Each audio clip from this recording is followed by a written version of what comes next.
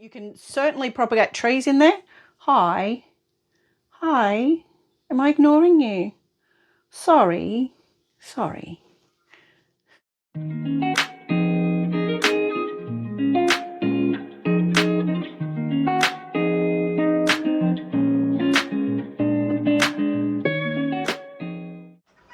Hi friends, welcome to Sunflower Hill. I'm Tina. I'm a single mum, homesteading here in Victoria, Australia. It's summer at the moment, so it's really pretty warm today. It's 33, something like that. I've just finished a few days of plant jobs. I don't call them plant chores because chores to me suggests something unpleasant that you have to do, whereas I absolutely love potting up and propagating and doing stuff with my indoor plants or my potted plants, my plants that I have just for my pleasure.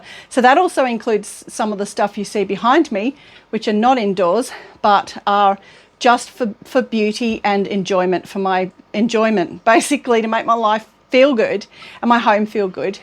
So please join me in some propagation, some potting up of older propagations, some seeds that I'm potting up. There's quite a few different things that I'm doing today, and I have learned so much from houseplants that I've applied to outdoor growing and vice versa. So hopefully there'll be something in this for everyone. If not, it's just an absolutely relaxing, enjoyable thing to hang out and pot up some beautiful plants.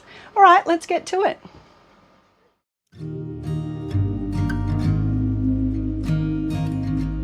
I make up my own mix for my houseplants. It's mostly an aeroid mix, so it's pretty light and chunky, but I am actually experimenting a little bit today because I need to pot up some baby anthuriums, and I've found that they do really well until I pot them up into a bigger pot, and at some point they'll inevitably dry out, and they're little and tiny, so that kind of doesn't do them any good at all. So what I'm going to do is, in this case, put horticultural charcoal in instead of the bark that I usually use. So I'm going to do potting up of other things over the next few days, and I will show you the mix I usually use. It has orchid bark in it, but my basic mix is, so this is already soaked coconut peat, and it comes in a dry form like this. I honestly just got this from Bunnings. I used to order it online, but the postage is just horrendous. I pay $60 postage just to get one of these sent to me. So I found that I could get it quite locally at Bunnings, and so I just did. And anyway, it's quite dry. It comes quite dry, and all you do is rehydrate it. It puffs up, as you can imagine, to quite a bit more than the volume that you get dry. And the orchid bark I use is just this stuff.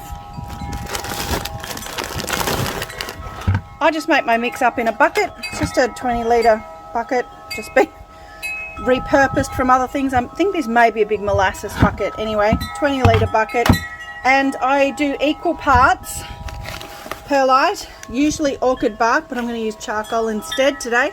I'm not going to put quite as much in, and this peat, and then a much smaller amount of my own compost. So let's go grab some of that. Okay, this is not the compost that had the snake in it, but I'm still going to be careful. I'm going to use a fork and just lift all this first, because tiger snake bite would be really bad. Okay, let's just grab some of this. And this is just a combination of really well composted stuff that I actually got in a barter. So I swapped fertile eggs for this, which is great because it's been amazing. I've used this for a few years, running low on it now, but I added leaf litter to it last year, so you can see that's really nice stuff. I don't put too much in my potting mixes because it's really important that they drain well, but the plants certainly appreciate that. I keep my my potting stuff on my back porch because it's a really nice space, and I'm actually just sitting in this chair making up this mix. Okay, and in with the charcoal.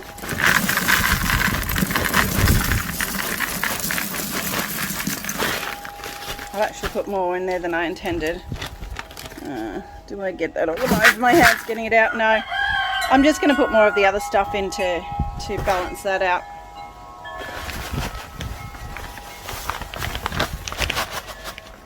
Okay, and I pre-soaked this. It's one I prepared earlier. Bit of the coconut coir. No, it's not coir. Coir is the stringy stuff. Coconut peat. That's been soaked. Oh, on the porch for a while. In it goes. And our little bit of compost. My favourite way of mixing things in buckets is to put on the lid and shake it. So I'm going to do that. And this is the mix I've ended up with. You can see it's very, very light and airy and chunky, but there should still be plenty of stuff in there to hold on to moisture. I'm hoping that will be good for the anthurium seedlings. And yeah, and other small plants as well. So we're going to pot up a heap of anthurium seedlings. Well, there's even a worm in there. I might pop him.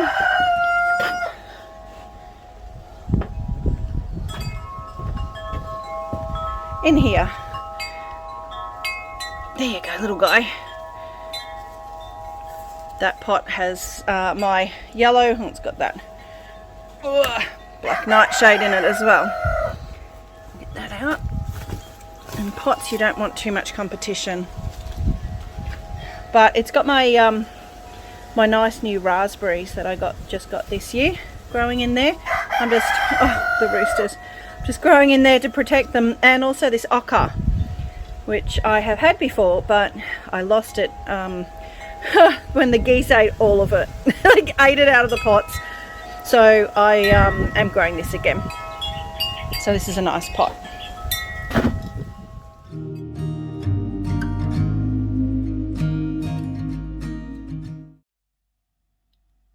So this is the risk with variegation. This was a beautiful little cutting, and it still is a beautiful cutting.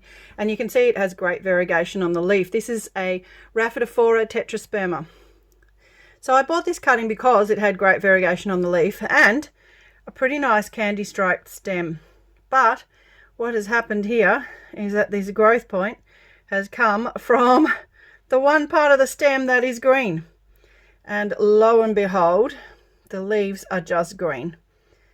So out of this beautifully variegated cutting, I've got a green Rhaphidophora tetrasperma. However, there does look to be a bit of variegation in that first leaf. And there is another growth point here, which may have picked up variegation. It's too early to tell. It's also possible that some variegation will show up in this leaf as it hardens off. I just can't see anything at the moment. If you're buying a variegated cutting, be really careful, because you really want a stem that is candy striped all the way around. Otherwise it can just grow from a green section. And I do actually have another part of that which I cut off. That's another part of this the stem from that same plant. So there were 3 nodes, and I cut this one off to be a wet stick. I can't see any growth or any rooting happening at the moment. However, it looks good, looks happy, looks healthy, so I'm sure it will root and grow at some point. But you can see it's pretty risky because there's a huge green area, and unless it grows from underneath there where the variegated part of the stem is, there's a fair chance I'm going to end up with either a green plant or an all white plant, which is also, you also do not want that. But there's a fair chance, because it's got a stripe under it, that if the growth point comes from here or in here somewhere, then I should get good variegation. But this is chimeric variegation. So what it means is that the variegation is not carried through the entire plant. It's just in those particular cells.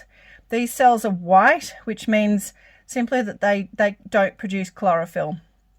And that's a mutation only in those particular cells.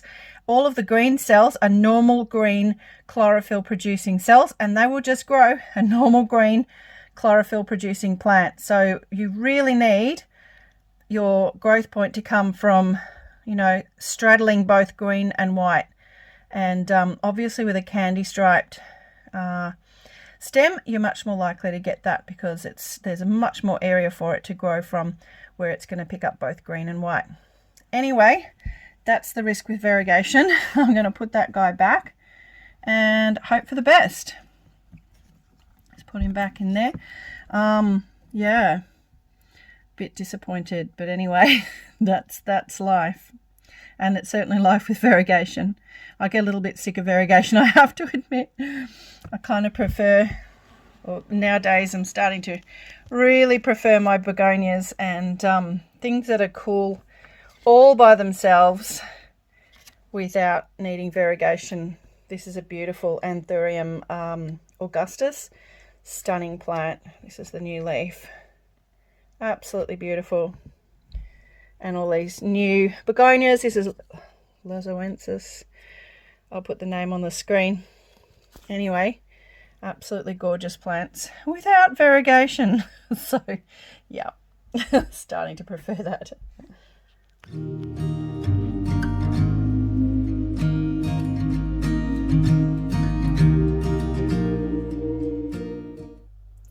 One of the plants for the chop is this fella. Sorry. You can see it's meant to be aurea or yellow variegated Monstera deliciosa, and it has picked up bits of variegation as it's gone along, but it started out quite well variegated. Leaves right down the bottom. This one's obviously dropping off, but when I bought it, it was a very small plant because I buy everything little and cheap, and the variegation was pretty good, but it's kind of lost. You know, this is the best leaf of the lot, and it's growing really well, but that's the amount of variegation on this one there. This one's only got that, and this one's got nothing at all. I'm not being snobby or anything like that in valuing the variegation. It's just that I have these plants because I love them, but also because I want to be able to make a little bit of income off them into the future. So I need to keep the one thing that makes them worth selling, or makes me able to sell them. Plant prices have plummeted over the last year or so, which is, you know, it was pretty predictable because they went a little bit stupid for a couple of years, but they've now got to a point where, you know, I definitely need to keep whatever value is in these plants. So this is a small form Monstera deliciosa, and therefore very easy to propagate, very easy to chop. Large form has very close internodal spaces. So these are nodes here and here. Those are the nodes, and those are what contain the undifferentiated cells, or, you know, like stem cells that allow the plant to produce roots and new growth. So we need at least one of those in every propagation. Otherwise, you can cut that leaf off and it may grow roots, but it will almost certainly be what's known as a zombie leaf. So just a leaf with roots, and when that leaf dies, that's it. There's no new plant. However, as long as you've got yourself a node, then you should be able to get a new plant. This is the case for aroids. It's not the case for all plants. You know, begonias, for instance, you can propagate from just a leaf, or even a section of a leaf, and quite a lot of other species of plants are like that too. But aroids, you do need a node. Certainly these deliciosas, you need a node. All right. So I'm going to chop that guy up, and I'll have a space on my wall there. I will leave the base of the plant and it can regrow. I'll leave it on the same pole and it can just regrow in that place again. But it's getting a little bit crowded here anyway. I have moved things around a bit for that reason. So there'll be a few little changes here. It was the crowding. Not didn't bother me. I love a bunch of plants packed together, but I was missing out on seeing things. But more to the point, some of the plants were missing out on things they needed. For instance, this little guy here should have been continuing to grow like this Scindapsus tricolor, but instead it's taken off like this. So this atoliation, these really long internodal spaces with spaces between the leaves, that's because you can see down here that wasn't the case. The leaves are packed quite tightly together. That's because it didn't have enough light. So combination of reasons why I'm propagating some stuff, and I've moved some stuff out to the bus.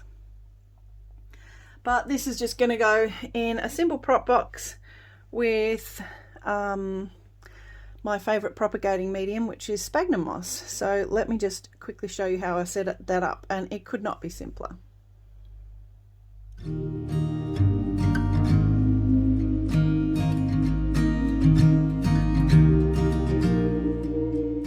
Okay, so I propagate in these bins. This is quite a big, you can see that's an 80 litre bin. This is just a cheap one from the local cheapy shop, and the beauty of it is that it's actually quite low, and what that means for me is that I can put it in my bus because it fits between the shelves, which is absolutely fabulous. Certainly over summer it's going to be well and truly warm enough to propagate things out there. And at this point I don't really want to add to my stack that I have in my cupboard in there, because I need to go through those as well, and I need to keep everything warm and well lit in there. I'm actually going to put some more lighting in that cupboard in a while. So very simply, I'm just going to put sphagnum moss down the bottom of that and put my cuttings in it. And in terms of taking these cuttings, I'm just simply going to cut here between the nodes. Ouch, poor plant. Oh God, off it goes. I will put the phone down to do the rest of this. I wanted to show you the process, but obviously with only one hand it's not ideal. But you can see this. This tip cutting here has really good aerial roots, and it should do really well. Recover pretty quickly and get growing. The beauty of a tip cutting is that it will just keep growing as it was, whereas these cuttings here, these mid-stem cuttings, I'll cut it there and it will have to form a whole new growth point from here around the node somewhere and basically start its growth again. And when it first starts, it will come out with some fairly juvenile leaves, like much smaller, rounder leaves. It will size up much more quickly than if I'd taken the cutting from a juvenile plant. So I'm going to get cutting and I'll show you when they're in the box.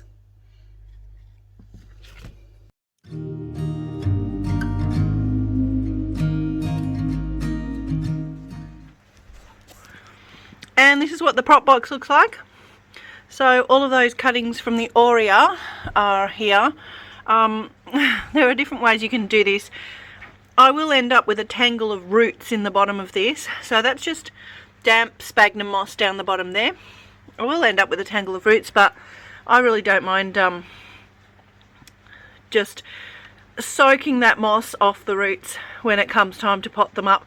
It's either go to more effort now and put them in individual containers of moss, and then you don't have to disentangle them so much, or go to the hassle later when they're ready to be potted up. So you can see some of those leaves have no obvious variegation, others do have some variegation on them.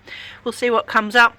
The other plant I've propagated was this Mandula pothos, which is actually getting quite big leaves, but it was in the tank and not in a good spot, so I propagated that and I'm going to grow that up a pole. I want it to get really big, really nice big leaves. There's a few other things in there, and you can see this begonia, which is a very, very cool plant.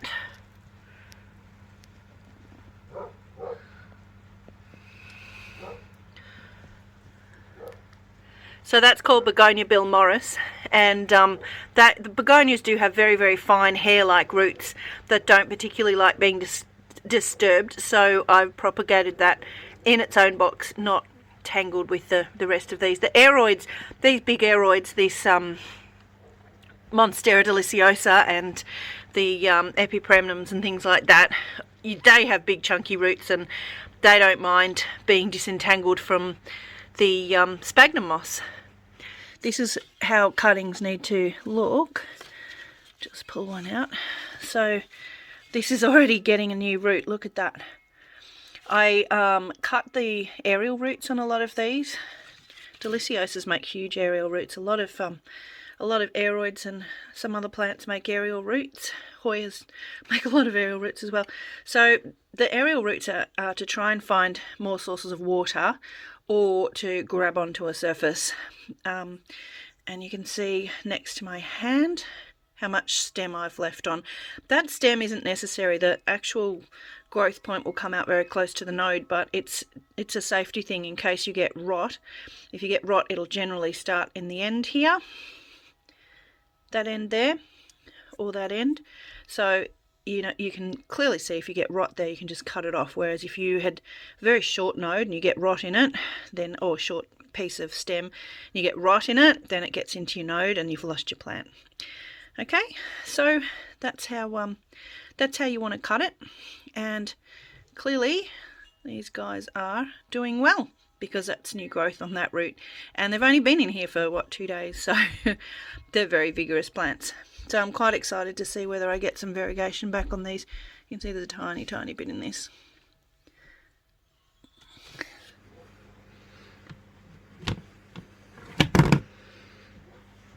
Good night, plants.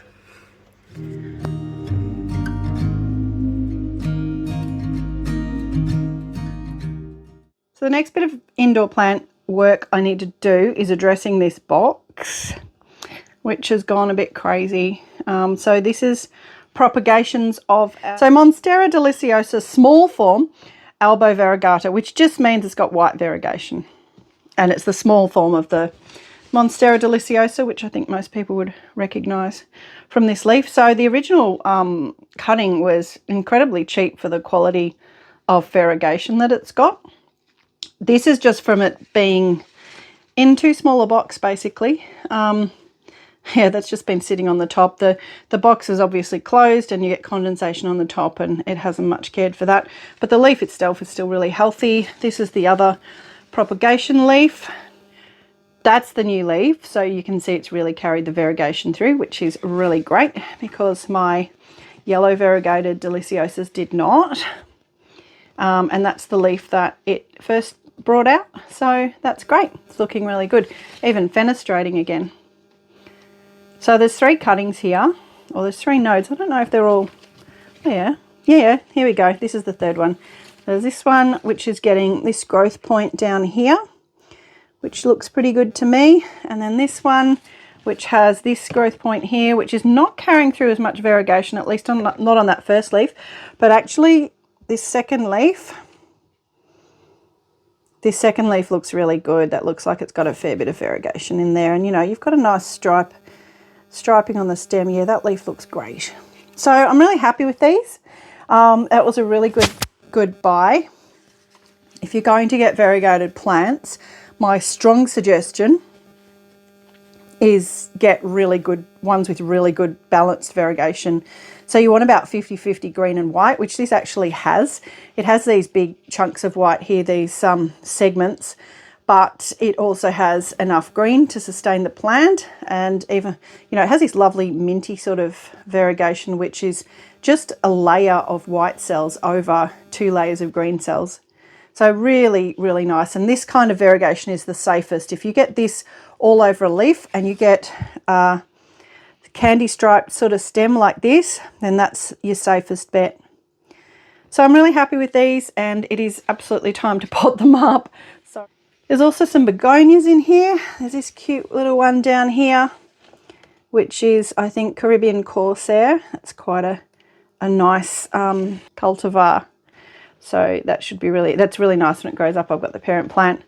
Then there's some of these guys, these Scindapsus pictus exotica, which are beautiful plants. They're, you know, not uncommon house plants, but they're absolutely gorgeous. And it's still, oh yeah, it's rooted. So I'll pot that up and put that in the hothouse in the bus. This is, don't know exactly what this is, but it's obviously some kind of syngonium.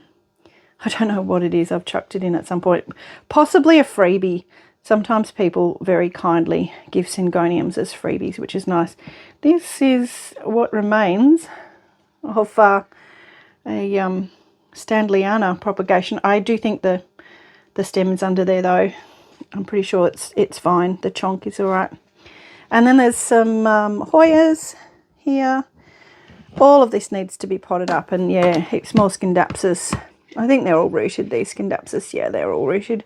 So I'll pot them up, stick them in the bus, and then there's this absolutely stunning begonia, which also, yeah, I think that's rooted as well. So it's really beautiful plant. Look at that. So, so beautiful.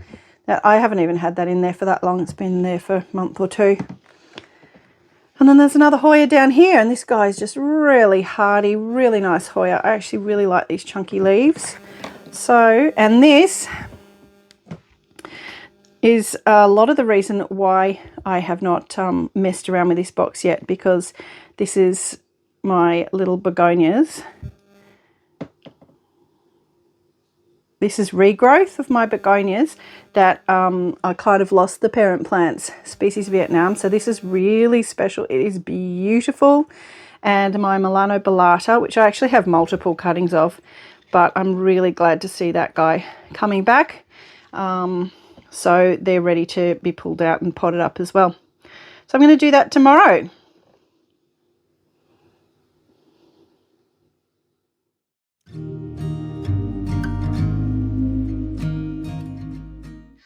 Okay, today I'm finally going to tackle this box. Oh, this guinea fowl. All right, we'll shut this window.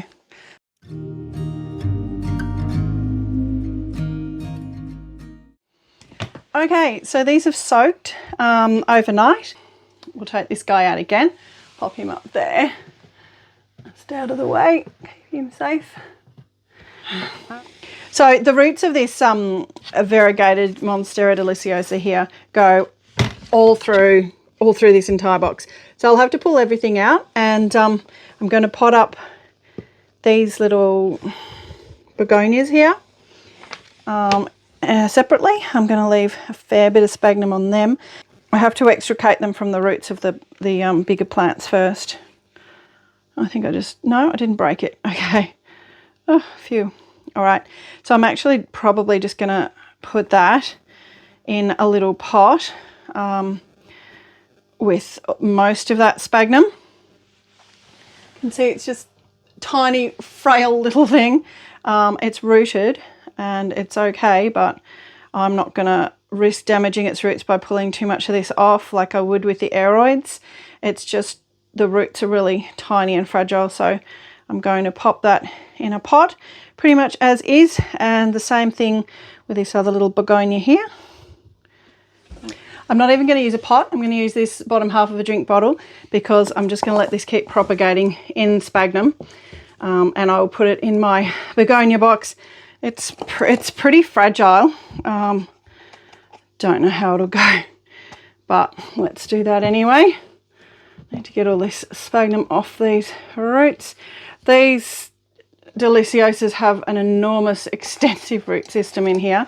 It's just massive, so that's good for them. Not as good for these little begonias, so I'm just tucking that little guy in there, and I'll just grow him in the sphagnum for now. That's an unknown species from Vietnam. Okay, and same with this little Milano Bellata.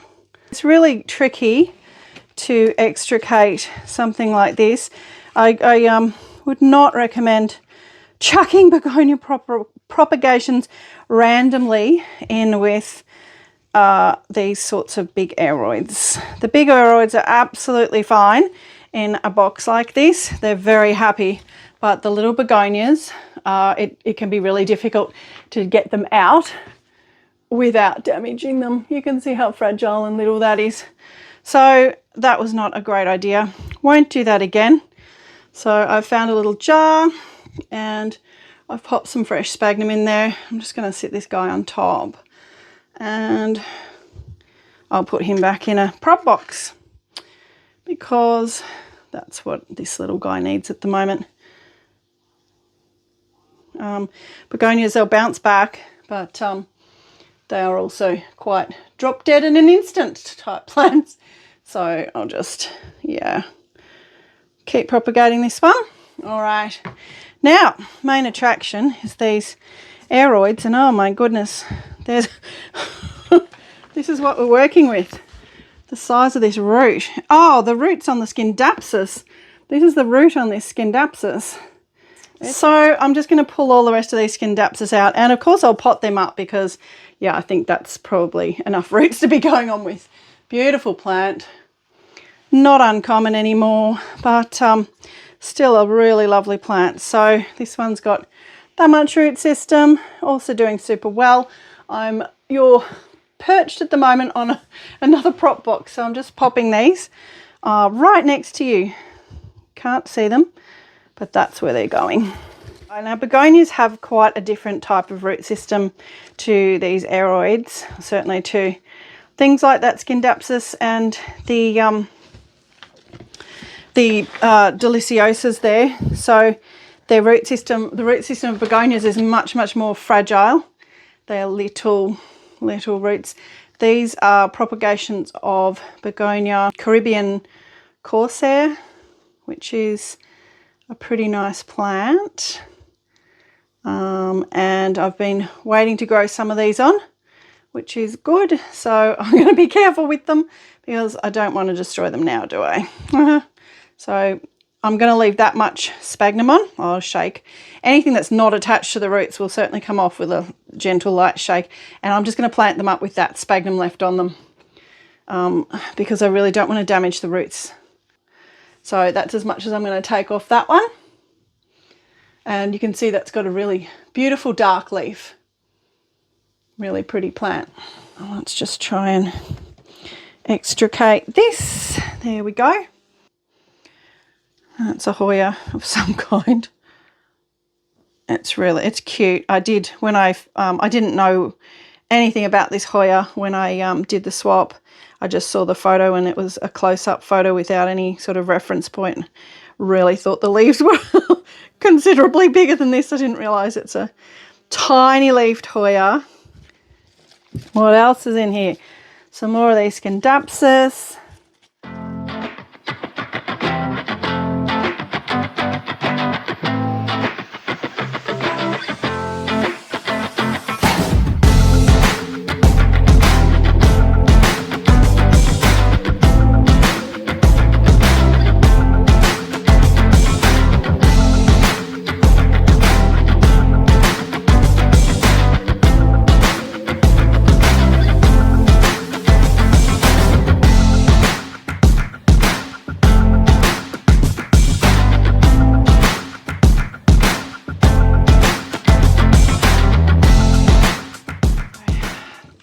That's the downside with these sorts of big communal boxes. Now you can see that there are roots going pretty much all through this huge lump of sphagnum, and they're probably a little bit tangled with each other.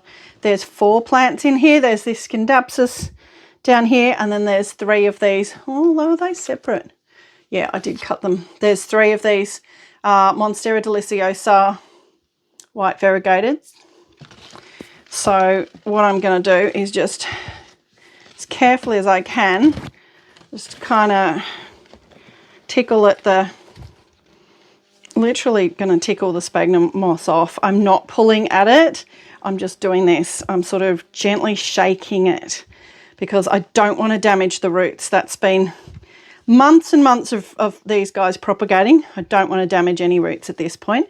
I just want to gently encourage the moss to fall off to the point where the plants can be separated. And this is the reason I wet them, because the sphagnum moss is it's not that hard to get off, but it's much easier when it's wet. And by wet I mean wet. I may wet this even more. This is damp. It's a bit damper than I'd normally have it for propagation, or like, yeah, a little bit damper. I'd wring a bit more water out of this, but I still probably want it even wetter to get these roots clear without damaging them. So I'm just going to work away at this for a while.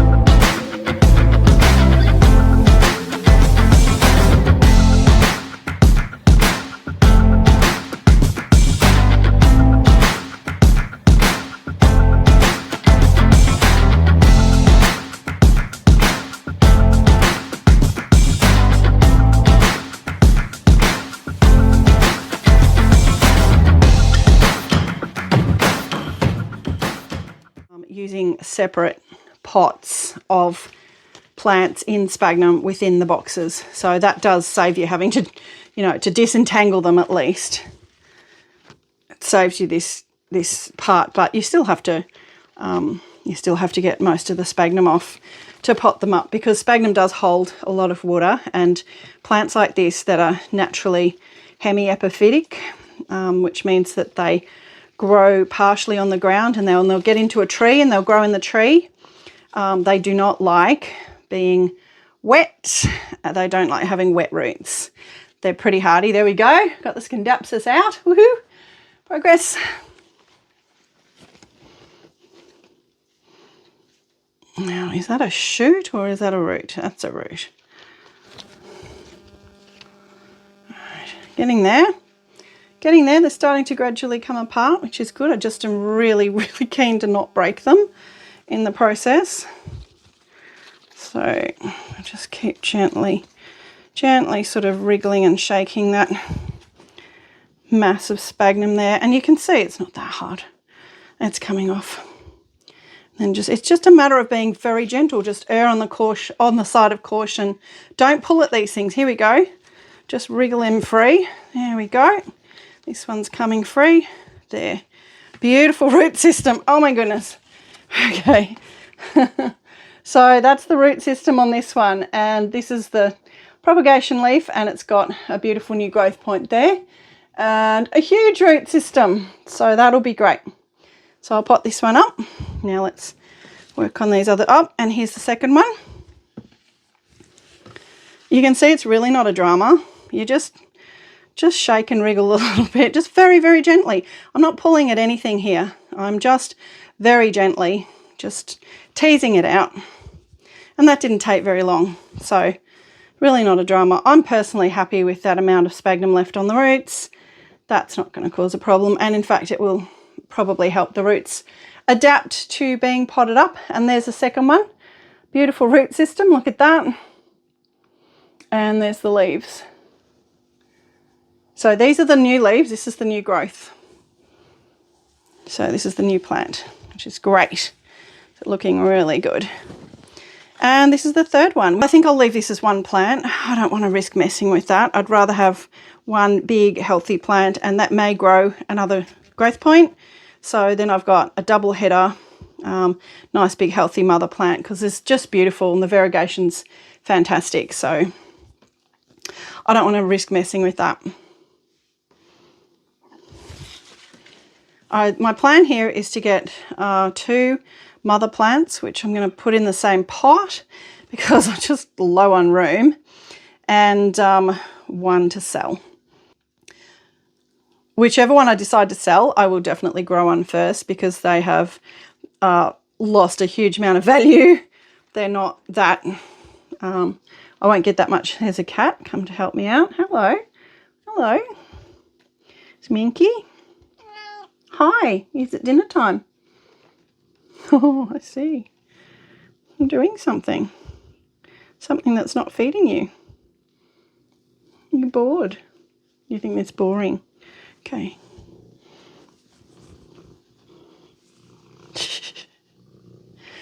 All right. I think I'm going to leave it at that. This has got an immense root system, just huge, incredibly extensive, massive root system on this plant. I love this plant. I'm going to pot this up and I'm going to put this on a pole. I think I might also keep this one as the other mother, got a huge root system, and this one here also got an extremely well developed, beautiful root system. I think I might pot this one up separately and sell that because it's already the cat. It's already starting to these are the new leaves. Basically, it's lost the propagation leaf, and it's already taken off. Basically, it's already taken off. So this will be a great one to sell.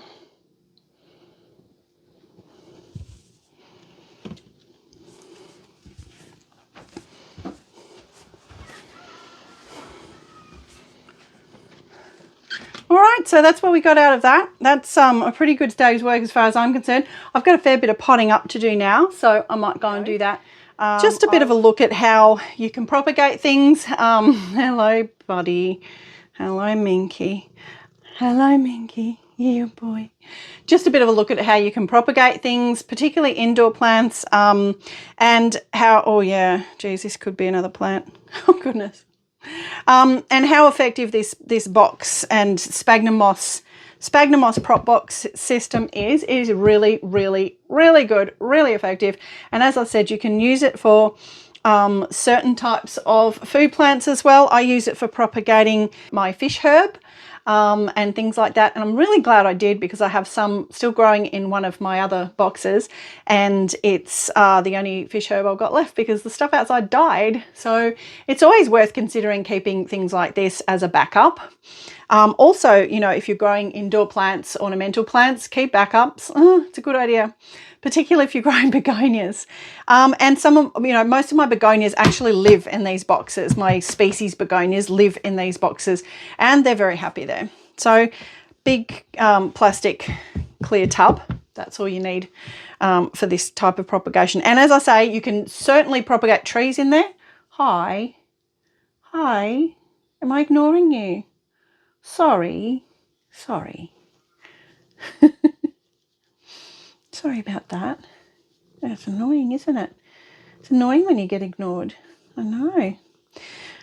Yeah, certainly you can propagate. Things like mulberries are actually quite hard to root, but if you put a mulberry in one of these and make sure that I found my best way was putting the mulberry cutting in sphagnum. Hi, okay. I found the best way was to put the mulberry cutting, it's very polite, just, excuse me, to put the mulberry cuttings in a bag, a clear reused plastic bag, just from something or other. I think I bought minerals in it, and put in perlite, because the bag actually, it wants the entire base where the roots are going to grow to be completely saturated humidity. That's what I've found. So you could also put them in anything you like, in a jar or something. Don't put them in an open a pot with holes or anything like that. You want closed humidity, so you want no drainage. You want a little bit of water down the bottom. If you put them in a jar, I would put something around the top or over the top to stop evaporation from where the roots are going to grow.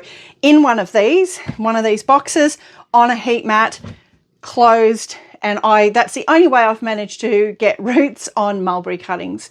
So these boxes are really, really helpful, and I do suggest experimenting with them. Also great for figs, things like that. Excellent. Although I would root figs in soil. Not something I do with anything else, but the only success I've had in rooting fig cuttings and getting trees out of them, I either haven't given up somewhere along the way, is to root them in soil. But these boxes on heat mats give them a really good start. And the sphagnum down the bottom, if you're using a heat mat, it gives some insulation between the heat mat and the plant. So, and it also keeps the humidity in the box really, really well. So regardless of what you're propagating in these boxes, even if you're not propagating directly, oh, sorry, he's fine. Even if you're not propagating directly into the sphagnum, strongly suggest putting some sphagnum down the bottom. Really good. So very simple, grow light, heat mat, box, sphagnum, and you're off and running. All right. I'm going to get these guys potted up now, and I'll show you what they look like when they're potted up. Well, I'll be back soon. It will be no time at all for you. It'll be a fair bit of time for me. See you in a bit.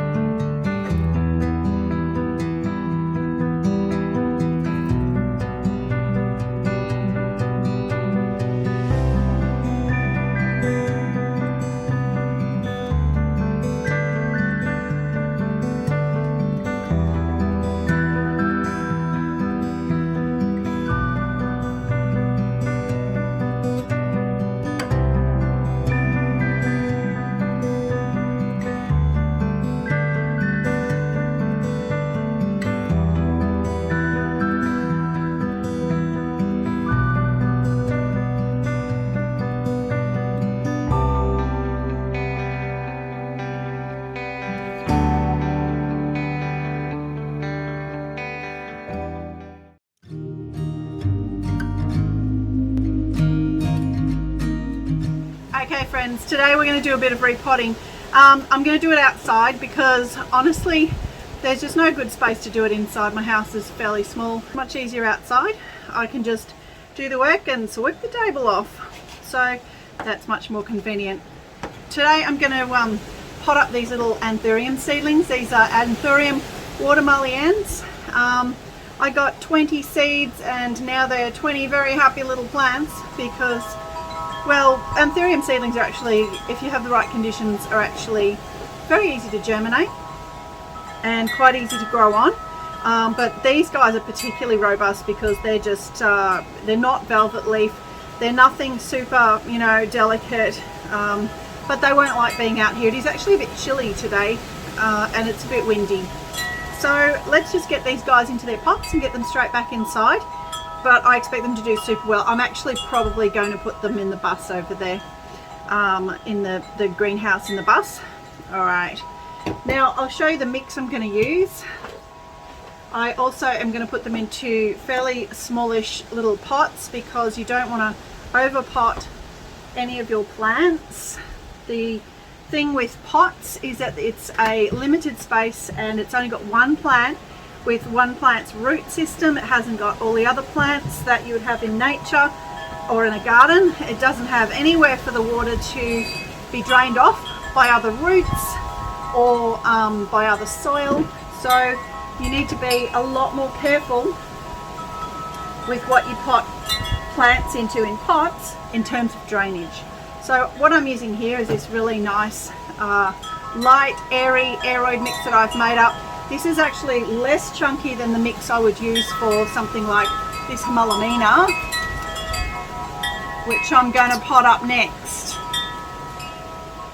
So I'll put more chunk into that. I've also got some begonias to pot up and I'm going to leave it like this for those, and I may even add a little bit of chopped up sphagnum moss. But for these guys, I'm actually just going to tip the whole lot out carefully. I'm going to upside down it. Oh, am I? Is that a good idea? That'll be fine. Aha. Okay, that was a little bit rough, but they'll be fine. They're fine. Perfectly happy. Right, so it's a simple matter of popping them.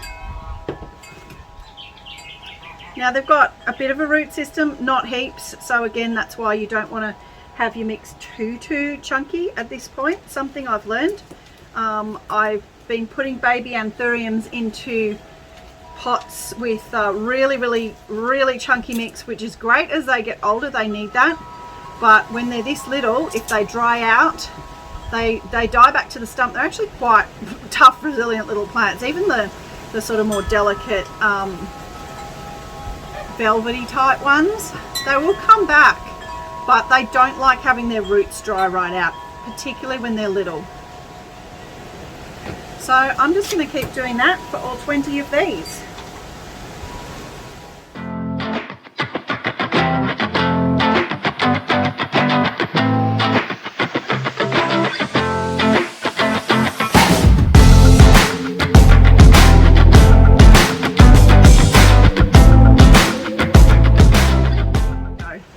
The thing with growing in pots is to remember that it's really different from a garden or a you know, a jungle where these plants originally came from. Whether you're growing that is not going to drain sufficiently. That's the reason that you have to be very careful with watering for things in pots, because they don't have that natural regulatory system of all the other plants and all the other animals and air movement. They don't have any wind, they don't have all of that stuff to dry them out and to make change in their environment. So you have to be the one who monitors all of that when you're growing things in pots. Whether it's indoor plants particularly so, because they really don't have any of those changing weather conditions at all.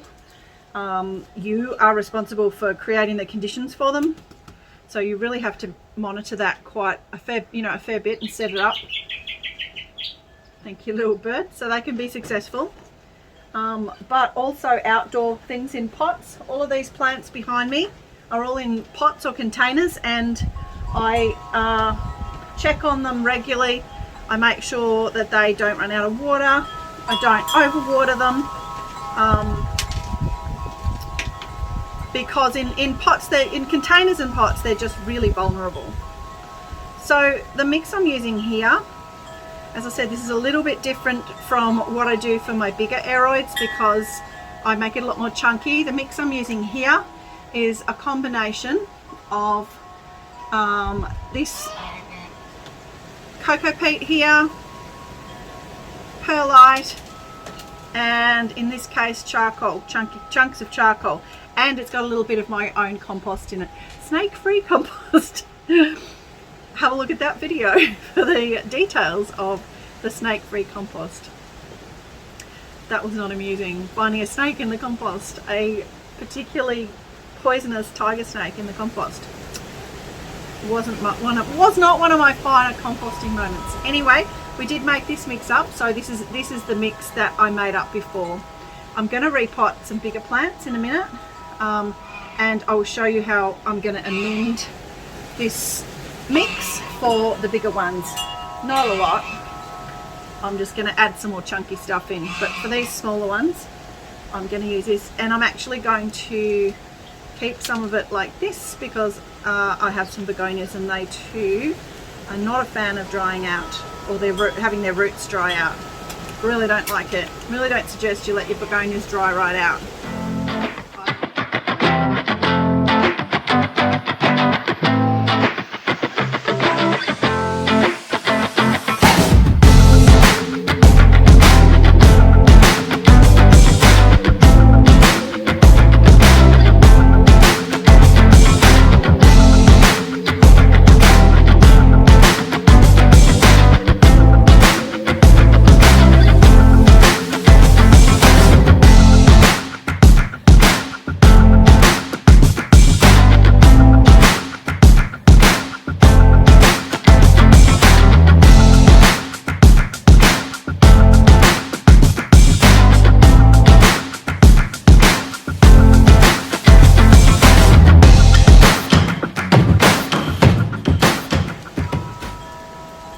So anthurium seeds are quite large.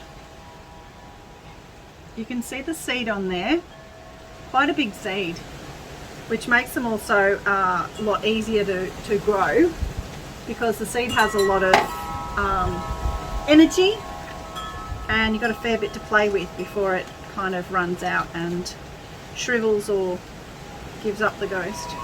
So I have found anthuriums really quite easy to grow from seed. They're, as I said, a little bit more finicky when they get to this point, because you need to look after the water situation. You want to keep them nice and moist. When you're potting things up, especially baby things, the best way to do it is just very, very gently just dribble the soil on them like that. You can see it's very, very loose, and I'm not going to push that down or tamp that down. Hello, Gracie.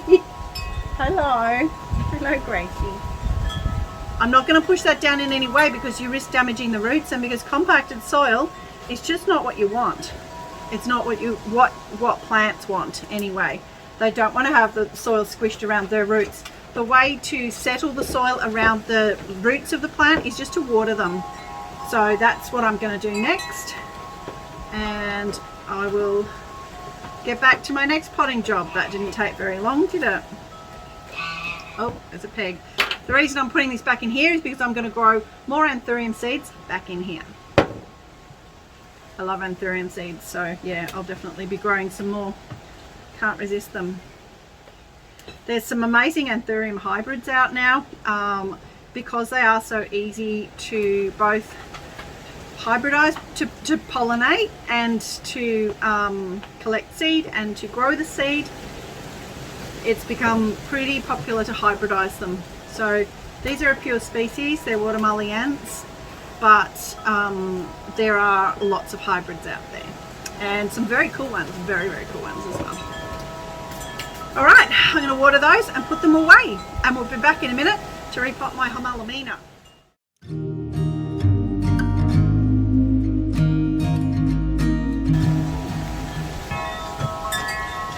Okay, next job on today's list is potting up this guy. This is a homalamina stardust.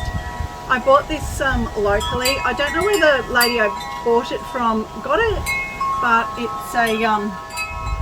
it's an enliven job, so I'm sure it was a tissue culture. It's very hard to import plants into Australia. I have not heard of this particular form of variegation with on the homalamina. It looks very much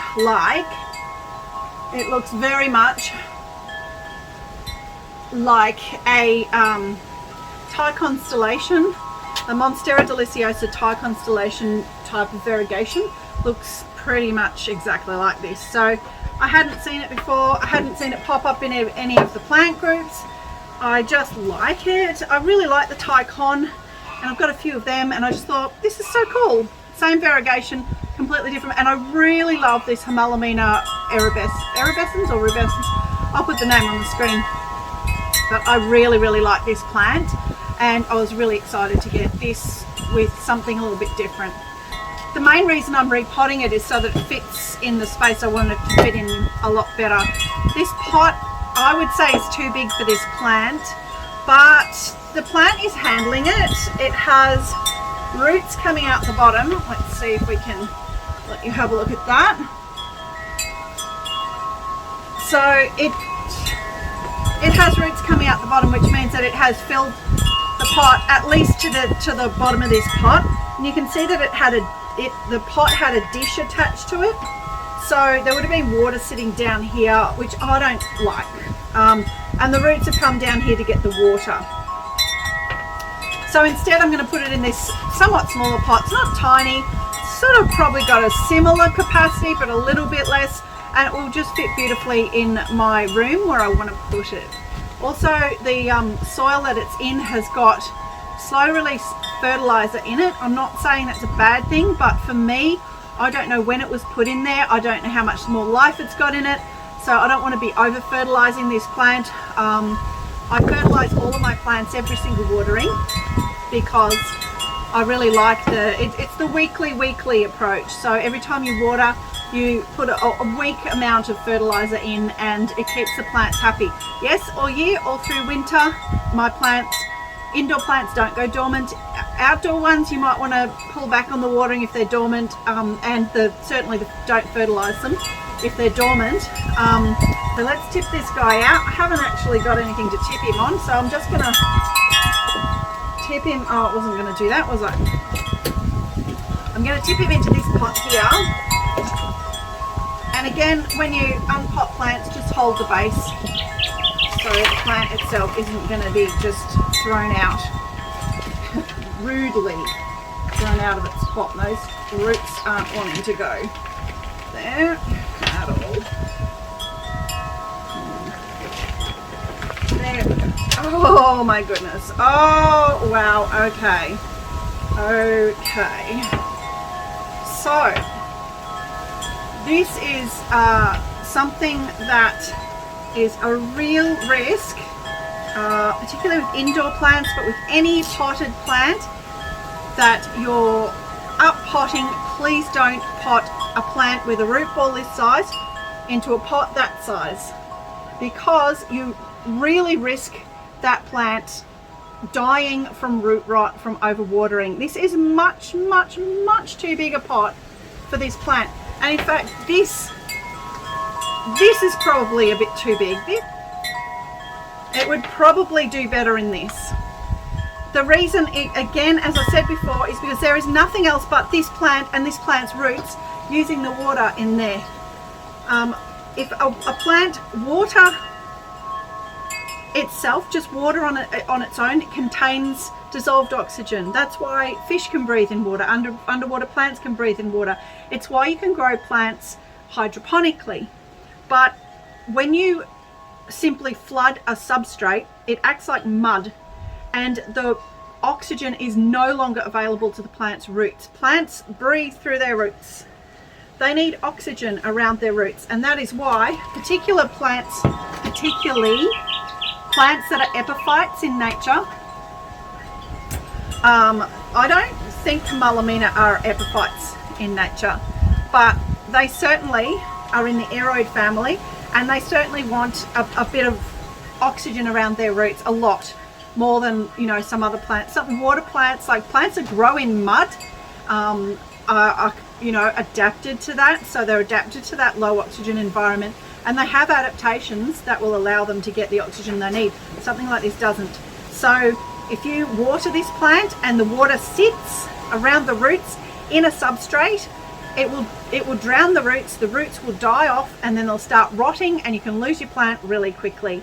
So what you want is a substrate that is chunky, and I'm actually going to go and get some, you know, this is pretty good stuff, but I'm going to actually add some orchid bark to this, make it nice and chunky, well draining, so you can water. The water goes through. You want your water going straight through the pot, coming out the bottom, and then you want to stop, because you want to wet it and then leave it. And a plant like this, unlike the begonia, you do want it to dry out just the top inch or so between waterings. That's the safest way of doing it with house plants. And again, the reason is that there's nothing else using the water in this pot except this one plant and its roots. So you can see this root system, it was taking water from maybe this tiny area of this huge pot. So the rest of the pot is going to stay as wet as when you water it. It's not going to dry out, and the plant is going to really risk root rot in a situation like that. You'd have to be so onto your watering, and it's just always going to be a risk. So I'm just going to grab some orchid bark, and we're going to give this plant a nice chunky mix. So this is just an orchid mix that I've got from, actually just from not from Bunnings, but from a big, from Mitre 10 actually, if you're in Australia. Nice chunks of bark, very simple. I've got a bucket down here that I'm mixing the substrate in, so that's why I keep leaning down. It's very heavy.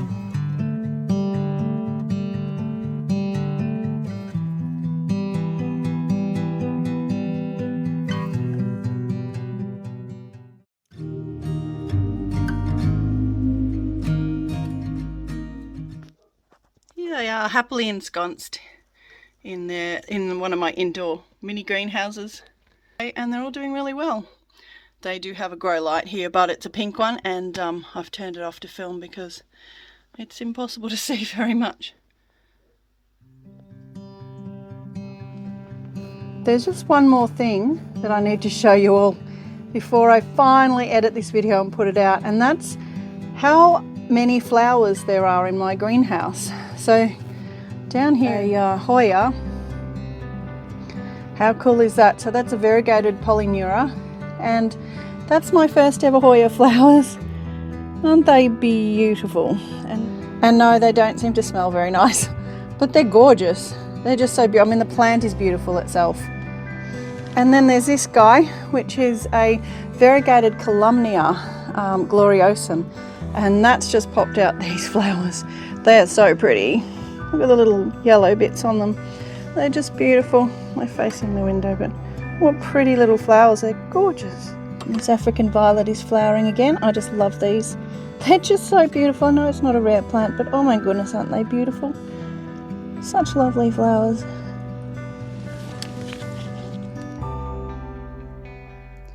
Another little indoor plant job I've done this week is repotting this Plougmanii.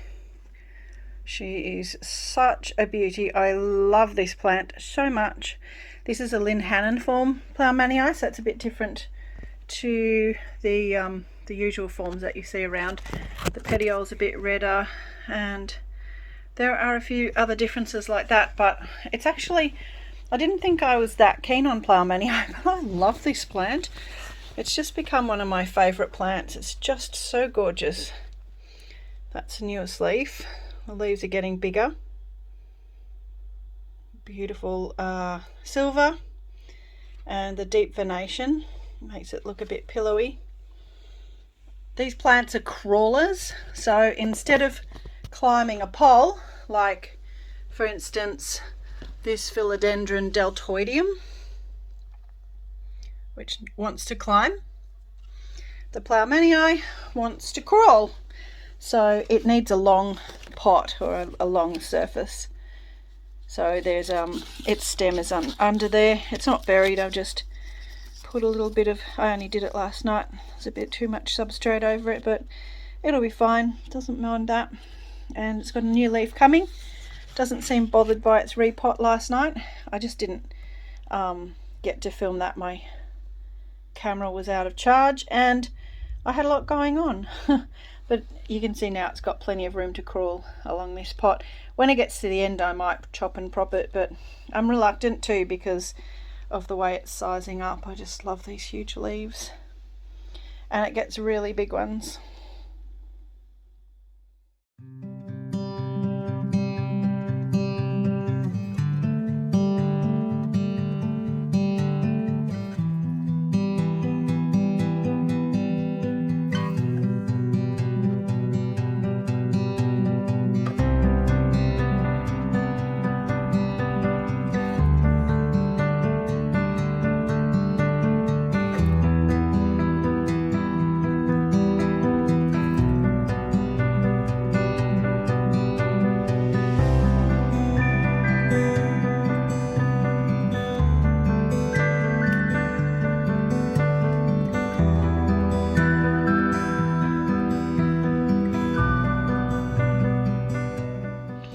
Okay friends, thank you so much for joining me today, and in fact it's taken a few days to get all that it's not work, it's pleasure, to be honest, to get all those jobs done. I really enjoy sharing my plants and sharing some of the things that I've learned from growing house plants, and hopefully everybody will enjoy seeing my plants and get a bit of knowledge out of it as well.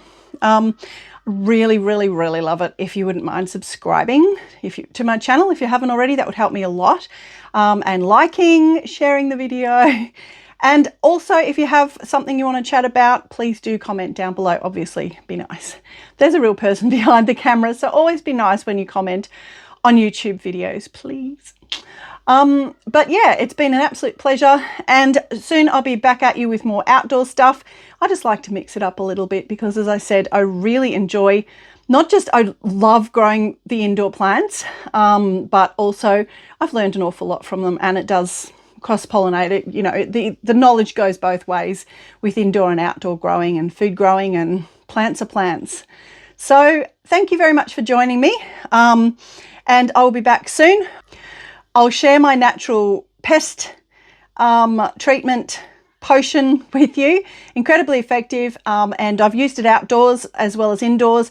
I just spot spray things outdoors if I see something developing or something that needs controlling before nature can get on top of it. I do find obviously nature tends to get on top of things outdoors much more than indoors. I have to have some way of controlling if things like spider mites or